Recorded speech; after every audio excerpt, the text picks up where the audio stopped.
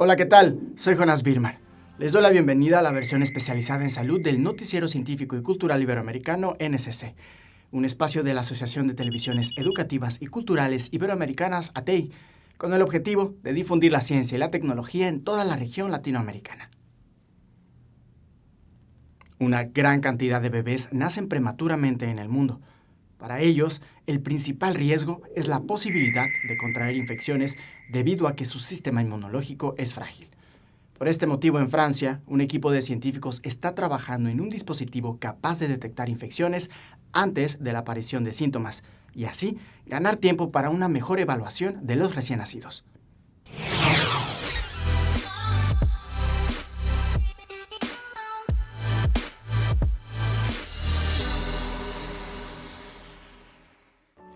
Esta historia fue filmada antes de la pandemia de COVID-19. La vida es un milagro y a veces es frágil. Elea nació después de 5 meses de embarazo, pesaba 500 gramos. Su vida ha sido una lucha desde entonces. Al principio vivíamos de hora en hora, de minuto en minuto, hora a hora. Ahora es un poco de día en día. No sabemos qué va a pasar mañana. Hoy está bien, esta tarde no lo sabemos.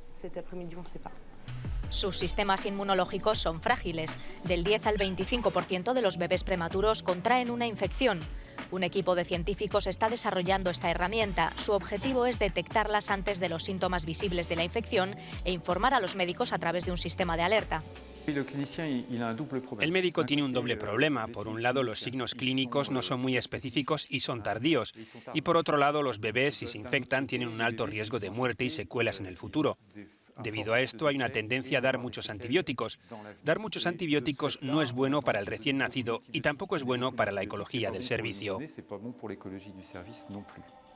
El sistema registra los datos habituales, ritmo cardíaco, respiración, pero también gracias a las cámaras, las imágenes y los sonidos, se monitorea lo que hasta ahora debían observar con sus ojos y oídos los cuidadores.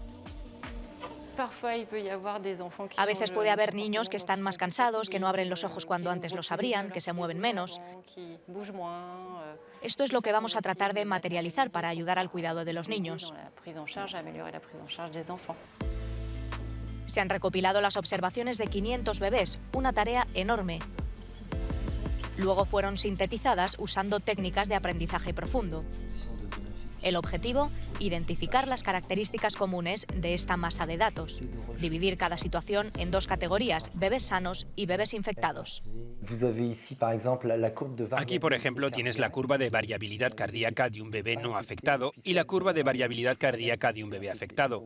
Ya puedes ver al mirar estas señales que hay diferencias muy claras. Y de ahí extrajimos lo que llamamos una red, y del mismo modo la organización de esta red es totalmente diferente en el caso infectado y en el de no infectado. Gracias a la labor de investigación financiada por la Unión Europea, científicos de varios países han elaborado este índice que es visible permanentemente para el personal. Por encima de un cierto valor se muestra una alerta. El cuidador va a recibir una alarma que vendrá quizá 12 o 48 o 24 horas antes de la alarma que solía recibir. Así que por un lado tendrá tiempo para evaluar y por lo tanto puede decidir simplemente si ampliar su evaluación. O decidir que la evidencia que propone el índice es lo suficientemente convincente como para que decida ahora mismo empezar con los antibióticos. Este mecanismo no tiene por objeto sustituir, sino complementar la labor de acompañamiento de doctores y enfermeras, pero lo más importante, de los padres. Tenemos que estar ahí para ella y para su desarrollo, para que crezca lo más rápido posible y que podamos volver a casa.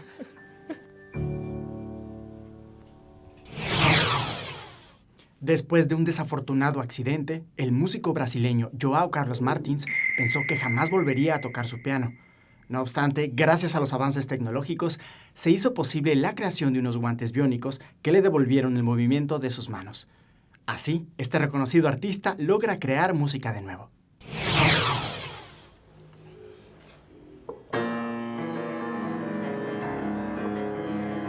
La música suena de nuevo en la casa de João Carlos Martins. Este aclamado músico brasileño tuvo que despedirse del piano debido a una enfermedad y varios accidentes. Pero ahora, gracias a unos guantes especiales, sus dedos se han reencontrado con las teclas. Sé que tengo un pequeño cadáver enterrado en mi pecho, porque nací para tocar el piano, y mi idea es desenterrar ese cadáver. Martins enfrentó las consecuencias de una distonía focal, una enfermedad neurológica que altera las funciones musculares y que le fue diagnosticada a los 18 años. También sufrió un accidente que dañó su codo durante un partido de fútbol, además de un golpe en la cabeza en un asalto en Bulgaria. A medida que sus dedos se contraían, fue renunciando a las teclas. 2 décadas atrás empezó a tocar apenas con la mano izquierda, pero poco a poco el movimiento se redujo a sus pulgares. Sin mucho más por hacer, se dedicó a la dirección. Pero un día el diseñador de productos, Ubirat Acosta, apareció en su camerino con un par de guantes y la esperanza de poder devolver algo de alegría al legendario músico. Los artefactos, que combinan neopreno y piezas impresas en 3D, están en constante adaptación.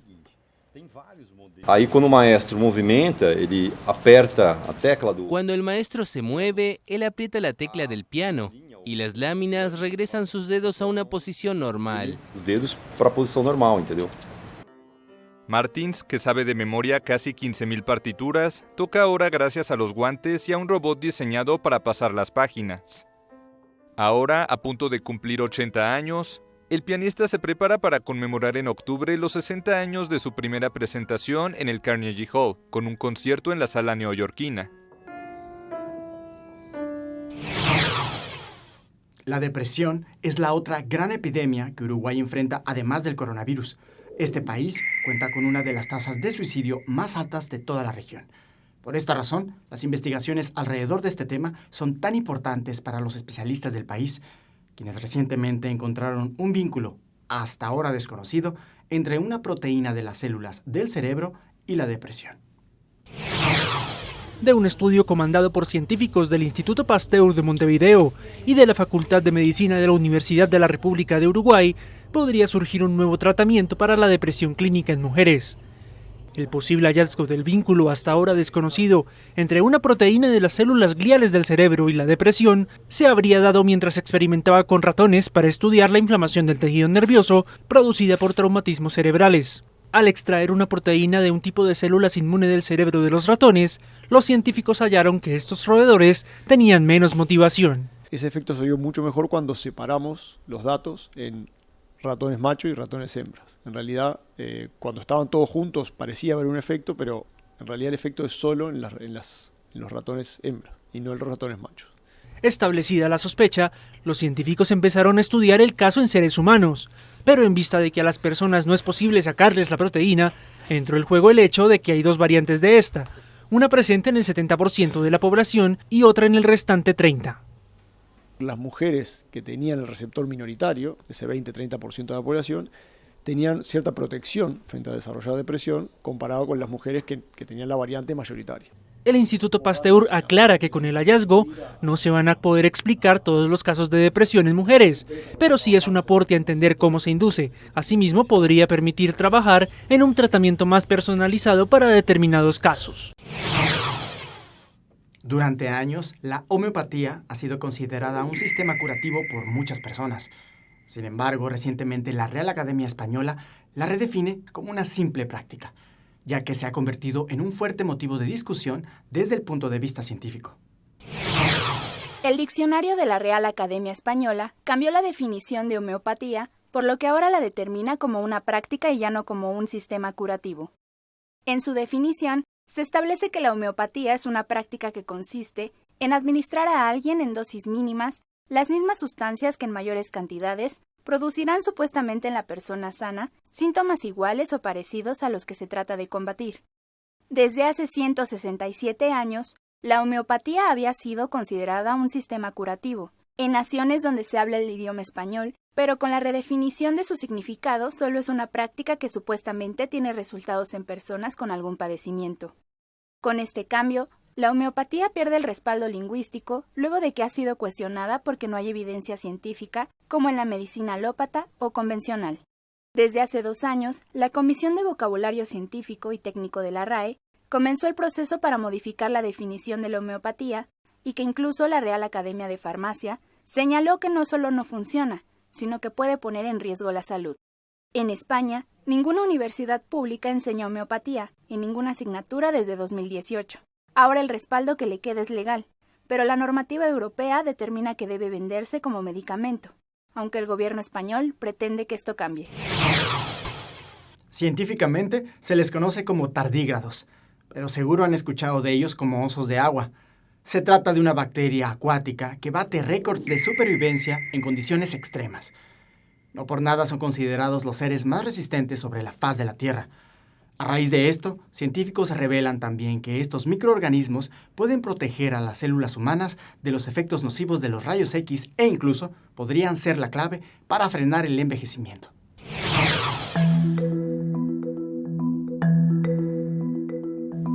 Las bacterias han sido de manera histórica causantes de grandes epidemias que han marcado la población mundial. Para saber más sobre estos microorganismos que generan enfermedades o bien pueden llegar a ser benéficos para el ser humano, el Zoológico Guadalajara, en manos de la bióloga Fátima Briones, están realizando un mapa bacteriológico a partir del muestreo en su planta de tratamiento. Se hacen unos muestreos de todas las partes de la planta. Se hace un listado de microorganismos, tanto de bacterias, virus y protozoarios, para nosotros determinar la madurez del agua que hay aquí en el reactor biológico y determinar las especies que pueden ser patógenas para los seres humanos. Dentro del muestreo se ha detectado la presencia de tardígrados, o llamados también osos de agua, microorganismos que se ha demostrado son resistentes a los rayos X, habilidad que busca sea transferida a células humanas, lo que podría ser de vital importancia para la protección de células de enfermedades como el cáncer e incluso el envejecimiento. Se han encontrado más protozoarios que nos ayudan a degradar la materia orgánica. En cierta temporada del año sí encontramos algunos anélidos, algunos platelmitos, creemos que son las famosas tenias, las solitarias, las que se desarrollan en el estómago, pero muy baja la población. Para el Noticiero Científico y Cultural Iberoamericano, desde Guadalajara, México, Héctor López. Mientras el coronavirus domina la atención de los gobiernos, otras infecciones virales altamente mortales acechan a la población. Las enfermedades producidas por mosquitos son una realidad en gran parte de Latinoamérica. Sin embargo, la llegada de la COVID-19 ha removido la atención de los recursos cruciales de la lucha de enfermedades como el dengue. La pandemia de COVID-19 aumenta el riesgo de muerte por enfermedades transmitidas por mosquitos. Así lo consideró el martes la Organización Panamericana de la Salud al advertir que la atención médica al nuevo coronavirus ha limitado la capacidad de respuesta de los servicios de salud a otros padecimientos. La realidad es que los mosquitos y los patógenos que transmiten siguen circulando. Y sin pruebas o tratamiento, los casos graves de enfermedades transmitidas por mosquitos podrían pasar de ser condiciones fácilmente tratables a la muerte. Según la OPS, en algunos países del continente, el dengue, la malaria y muchas enfermedades tropicales tienen un impacto desproporcionado en las poblaciones pobres y vulnerables, entre ellas las comunidades indígenas muy golpeadas por la COVID-19. Según el organismo regional, la pandemia podría hacer retroceder la lucha de décadas para erradicar estas dolencias muy extendidas en la región. En enero y febrero, el continente americano reportó un aumento del 139% de casos de dengue con respecto al mismo periodo de 2019. Pero en marzo, con la irrupción del nuevo coronavirus, los casos reportados disminuyeron de acuerdo con datos de la OPS. En tanto, el continente americano es el más golpeado por la COVID-19 con más de 10.800.000 casos y unas 395.000 muertes. Los países más afectados son Estados Unidos, Brasil y México, pero la OPS señaló que están apareciendo picos preocupantes en Colombia y Argentina. Un nuevo hallazgo científico permite modificar el ADN de animales plantas y microorganismos con una precisión extremadamente alta.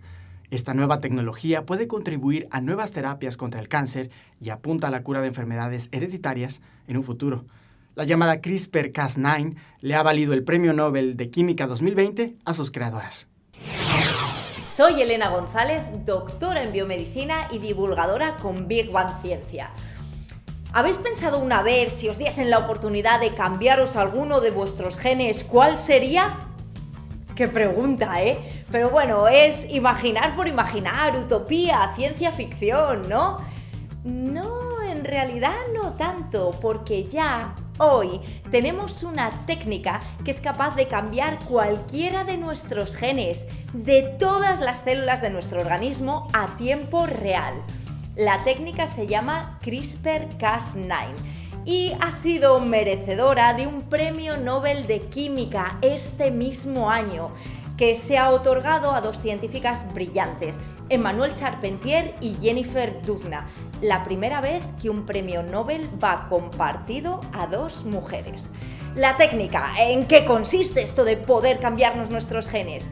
Es una técnica basada en una proteína, Cas9, que se puede inyectar y por el torrente sanguíneo puede llegar a nuestras células, al núcleo de nuestras células. Ahí se encuentra con el ADN, esa molécula larga, ¿sabéis? Se une exactamente a los genes que nosotros le hemos dicho, porque esta tecnología se puede planear en el laboratorio exactamente para dirigirla a los genes que tú quieres. Se une ahí, corta unas pequeñas tijeras moleculares, elimina y es capaz de pegar genes nuevos. Y ya hay muchísimos proyectos de investigación en desarrollo que están tratando de curar enfermedades genéticas, enfermedades que podemos tener en nuestros genes, como la distrofia muscular, cegueras familiares o incluso algunos tipos de cáncer. Y la verdad, cualquier enfermedad genética que os podáis imaginar es susceptible de ser tratada con CRISPR, así que no es tanta ciencia ficción. El futuro ya está aquí.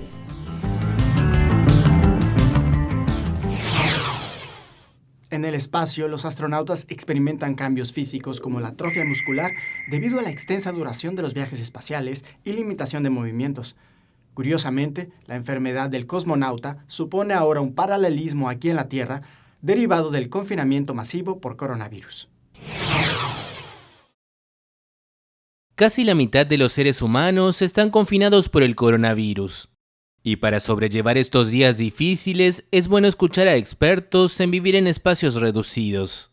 El cosmonauta ruso Fyodor Shurchikhin ha realizado 5 vuelos al espacio, pasando 671 días en total a bordo de la Estación Espacial Internacional. Y su primer consejo es cuidar la salud. No olvides tu salud. El espacio cerrado y los movimientos limitados crean la llamada enfermedad del cosmonauta, la enfermedad de las personas que no se mueven. Por eso debes hacer deporte. Entrena al menos 2 veces al día durante 30 minutos. Te aseguro que no necesitas un gimnasio para eso. Según el cosmonauta, también hay que aprovechar para adoptar un estilo de comunicación totalmente diferente. Recuerda que tienes familiares y amigos a los que no has llamado durante siglos porque estabas demasiado ocupado. Acostúmbrate a llamarlos todos los días. Shurchikhin afirma que es el momento perfecto para ocuparse de las cosas que no hemos tenido tiempo de hacer desde hace mucho tiempo, como poner un cuadro en una pared, ordenar nuestros archivos o releer nuestro libro favorito. Y por último, pero no menos importante, destaca las ventajas de tomarse las cosas con buena voluntad. Se dice que el humor prolonga la vida, así que aborda esta situación con humor. El humor debería prolongar la vida y acortar la cuarentena. Tienes que entender que todo está en tu cabeza. Si solo ves el lado malo de la cuarentena, se sentirá como una prisión.